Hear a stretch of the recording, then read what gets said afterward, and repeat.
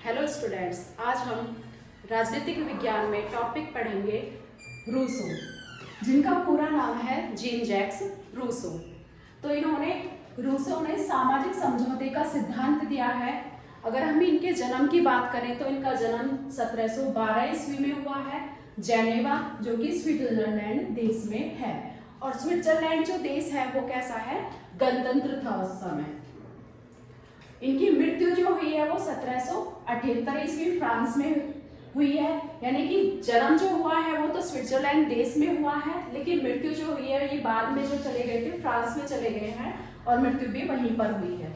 तो वहां पर क्या होता है कि जब इनके टाइम की बात करें, 1749 की बात करें, तो एक अकेडमी थी जिसका नाम डिजाइन अकेडमी थी। उसने एक प्रतियोगिता रखी थी जिसमें इन्होंने फर्स्ट यानी प्रथम स्थान प्राप्त किया था।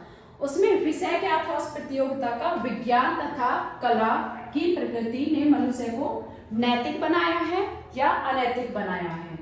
क्योंकि जैसा कि हमें पता ही है कि जीन जैक्स रूसो जो है वो प्रकृति प्रेमी थे और इन्हें कहा भी जाता है कि प्रकृति के शिशु हैं। रूसो ने कहा है कला और विज्ञान की प्रगति ने मानव को खराब कर दिया है। फिर से अज्ञान और भोलेपन निर्धनता दे दो, यानी कि प्रकृति में वापस से लौटने की बात कह रहे हैं जीन जैक्स रूसो।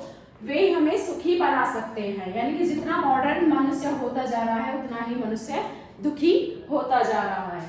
प्रकृति की ओर लौटो कहते हैं रूसो। और रूसो को, जैसा कि मैंने अभी बताया था आपको, प्रकृति का शिशु भी कहा जाता है।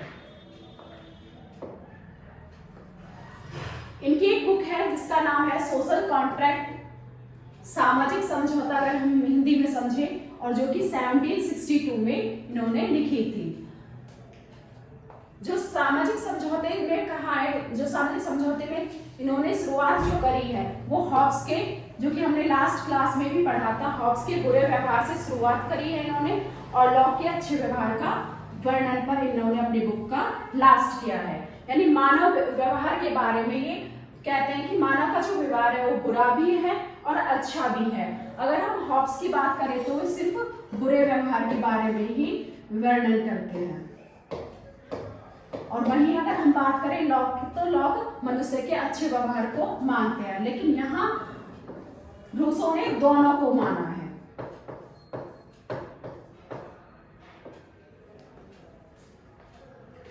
हॉब्स जो है वो निरंकुशता को बढ़ावा देते हैं और राजा जो है इनका लेवियथन का स्थान दिया है इन्होंने।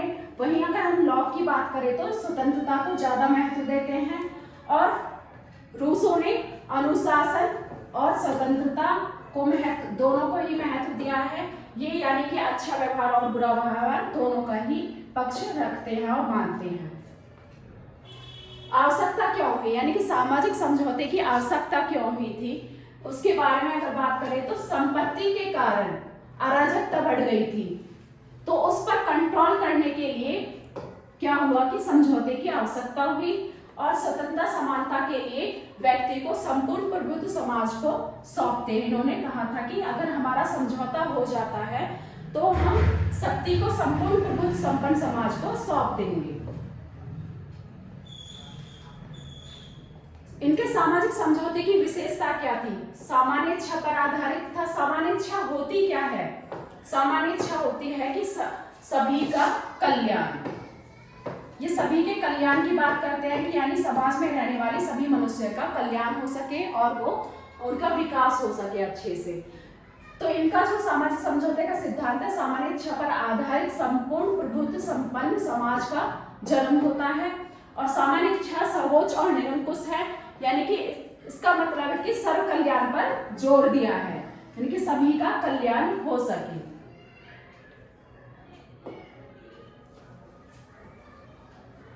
हॉब्स और रूसो तो क्या कहते हैं, हॉब्स और रूसो के अनुसार तो राज्य और समाज में कोई भी अंतर नहीं है।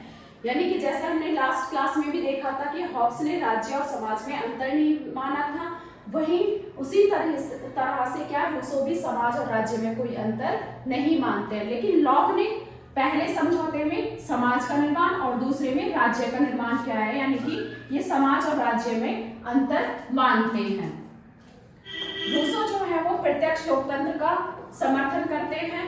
जैसा कि हमें पता ही था कि उस समय क्या था, यूनान में छोटे छोटे राज्य थे और छोटे छोटे राज्य में क्या होता था कि लोग एक जगह इकट्ठा होकर और वोट डायरेक्ट दे सकते थे। लेकिन अगर हम आज की बात करें, वर्तमान की बात करें, तो ऐसा पॉसिबल नहीं है, क्योंकि पता ही है कि जनसंख्या ज़्यादा होने के कारण डायरेक्ट वोट नहीं दे सकते हैं। तो रूसो जो थे वो प्रत्यक्ष लोकतंत्र के समर्थन थे। और बस आज की क्लास हम यहीं पर खत्म करते हैं, मिलते हैं नेक्स्ट क्लास में। Thank you so much.